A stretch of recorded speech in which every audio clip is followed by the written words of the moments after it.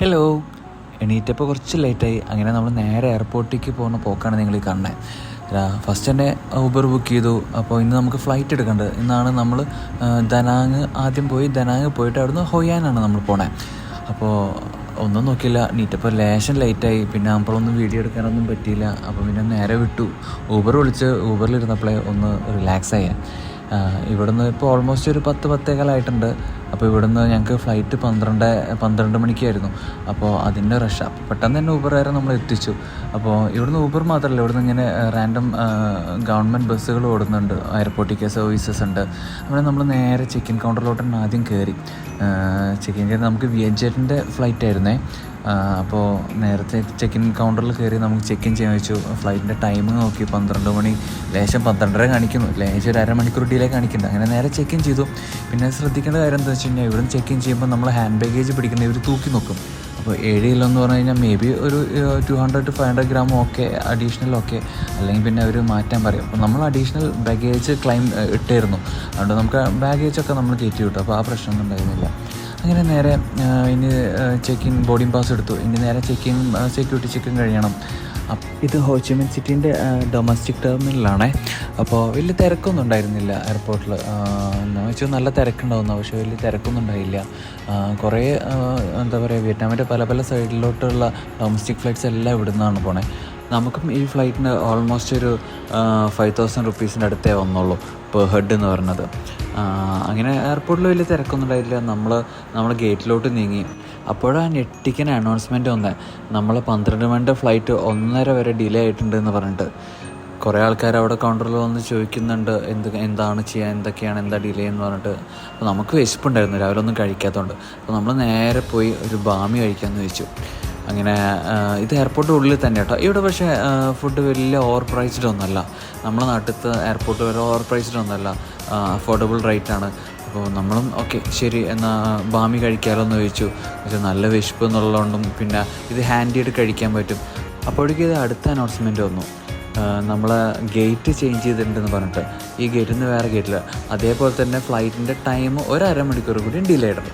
അപ്പോൾ 2:30 കേട്ടോ. ഇപ്പോൾ ആക്ച്വലി നമുക്ക് ഈ സമയം നമ്മൾ ശരിക്കും ദനാങ്ങിൽ എത്തേണ്ട സമയം കഴിഞ്ഞു. നമുക്ക് ഓൾറെഡി കുറേ പ്ലാനുകളുണ്ടായിരുന്നു. പക്ഷെ എന്താ ചെയ്യുക, ഒന്നും പറഞ്ഞിട്ട് കാര്യമില്ലല്ലോ.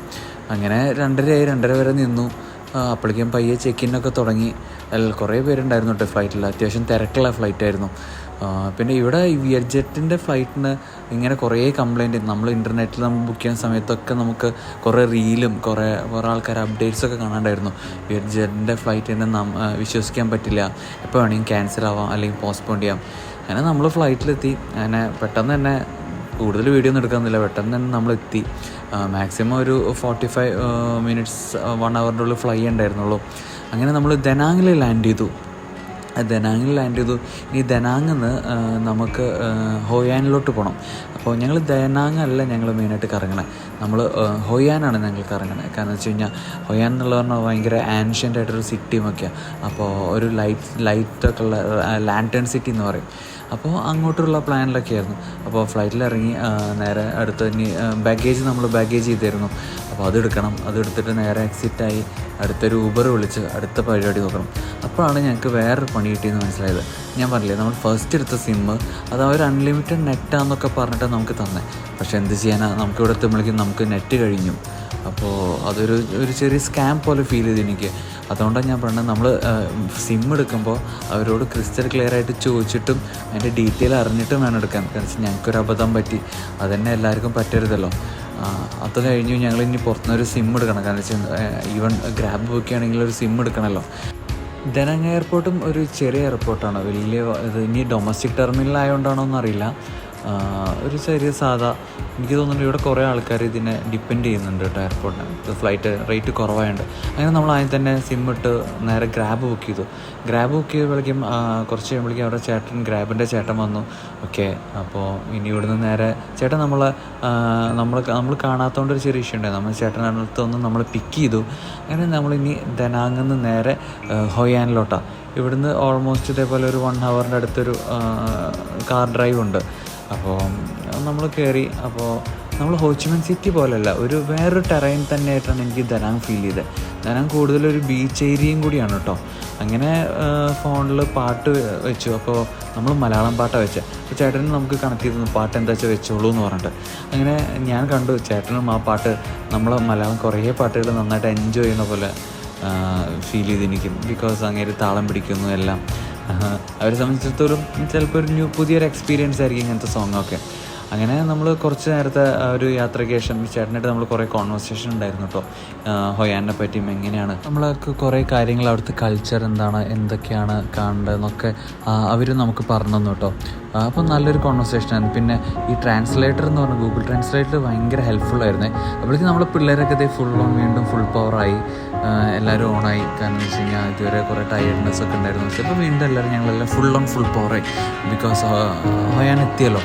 അങ്ങനെ നമ്മൾ പേയ്മെൻറ്റ് കൊടുത്ത് നമ്മൾ ചേട്ടനോട് ചോദിച്ചു എങ്ങനെ ഉണ്ടായിരുന്നു ഞങ്ങൾ സോങ്ങുകളൊക്കെ എന്ന് ചോദിച്ചു. അപ്പോൾ ചേട്ടൻ പറഞ്ഞു അടിപൊളിയായിരുന്നു, നല്ല സോങ് ആയിരുന്നു, ബായ് എന്നൊക്കെ പറഞ്ഞു ചേട്ടൻ പറഞ്ഞു.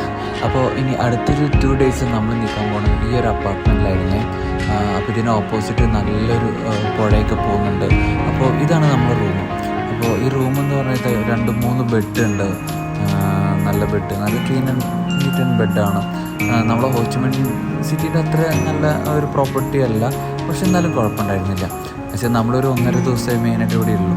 പിന്നെ നടന്ന് പുറത്ത് നിൽക്കുമ്പോൾ നല്ലൊരു വ്യൂ. അപ്പുറത്ത് കുറേ റിസോർട്ടും കുറേ പ്രോപ്പർട്ടീസ് ഉണ്ട്, നല്ല പ്രീമിയം പ്രോപ്പർട്ടീസ് ഉണ്ട്. അപ്പോൾ അതൊക്കെ ഉണ്ട്. അപ്പോൾ ഇനി നമുക്കൊന്ന് ഫ്രഷ് ആവണം. അങ്ങനെ ഫ്രഷ് ആയി കഴിഞ്ഞു. രാത്രി ഇനി നമ്മൾ ഹനോയിൻ്റെ സിറ്റിയിലോട്ട് ഇറങ്ങാം.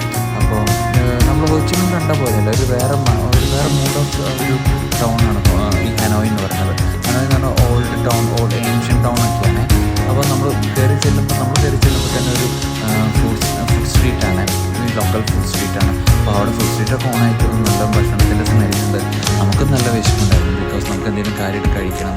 നമ്മൾ കുറച്ചുകൊണ്ട് പോകുമ്പോഴേക്കും ഇത് ആൾക്കാരെ തിരക്ക് തുടങ്ങി. കാരണം വെച്ചാൽ ഇവിടെ അത്യാവശ്യം ഞാൻ ആദ്യം കണ്ടപ്പോൾ അധികം ആൾക്കാരില്ല, എന്ത് പറ്റിയെന്നൊക്കെ ചിന്തിച്ചു. പക്ഷെ നമ്മൾ ആ ഒരു പെർട്ടിക്കുലർ ഏരിയ കഴിഞ്ഞ് ടേൺ ചെയ്തപ്പോൾ ഉണ്ടല്ലോ ഒരു അത്യാവശ്യം നല്ല ആൾക്കാർ, നല്ല അടിപൊളി വെളിച്ചം. ഹൊയാൻ മെയിനായിട്ട് അറിയപ്പെടുന്നത് അവിടുത്തെ ലാൻഡേൺ ടൗൺ എന്ന രീതിയിലാണ് കേട്ടോ.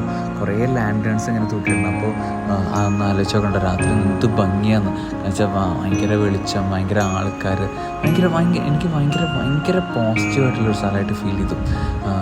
നല്ല കുറേ കഫേസ്, കുറേ ഷോപ്പുകൾ. അപ്പോൾ നമുക്കതൊക്കെ കുറേ എക്സ്പ്ലോർ ചെയ്യണം. അങ്ങനത്തെ ഒരു മൂഡിലാണ് നമ്മൾ മൊത്തത്തിൽ. അപ്പോൾ ആദ്യം ഫസ്റ്റ് എന്തെങ്കിലും കഴിക്കാം, പിന്നെ ഒരു ബോട്ട് റൈഡ് എടുക്കണം. ഇതൊക്കെ ഞങ്ങൾ പ്ലാനിങ്ങിലാണ്. അപ്പോൾ നമുക്ക് എന്തെങ്കിലും ചെറുതായിട്ട് കഴിക്കണം. പിന്നെ കുറച്ച് ഫണ്ടുണ്ട്, അത് എക്സ്ചേഞ്ച് ചെയ്യണം. അപ്പോൾ ഒരു ബെസ്റ്റ് എക്സ്ചേഞ്ച് റേറ്റ് കിട്ടുന്ന ഏതെങ്കിലും ഒരു ഷോപ്പ് കണ്ടെത്തണം. അപ്പോൾ പോണ വയ്ക്കുമ്പോൾ പലയിടത്തും ചോദിച്ചു. ഓക്കെ പലയിടത്തും നമുക്ക് ഉള്ളേക്കാട്ട് കുറച്ചുകൂടി കുറവായിട്ടിരിക്കുകയാണ് ചെയ്തത്. അപ്പോൾ നമ്മൾ കൂടി നടക്കാമെന്ന് വെച്ചിട്ടുണ്ട്.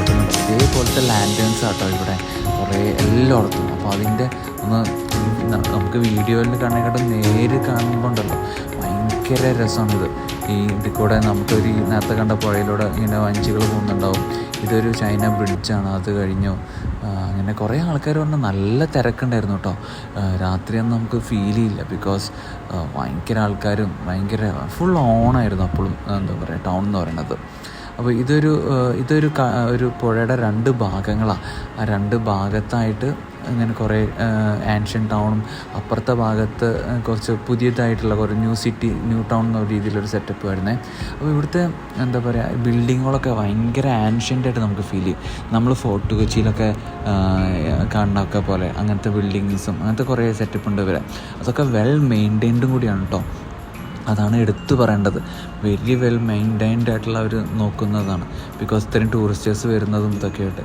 അങ്ങനെ നമ്മൾ പോണ വഴിക്ക് കുറച്ച് ഫ്രൂട്ട്സ് കണ്ടു.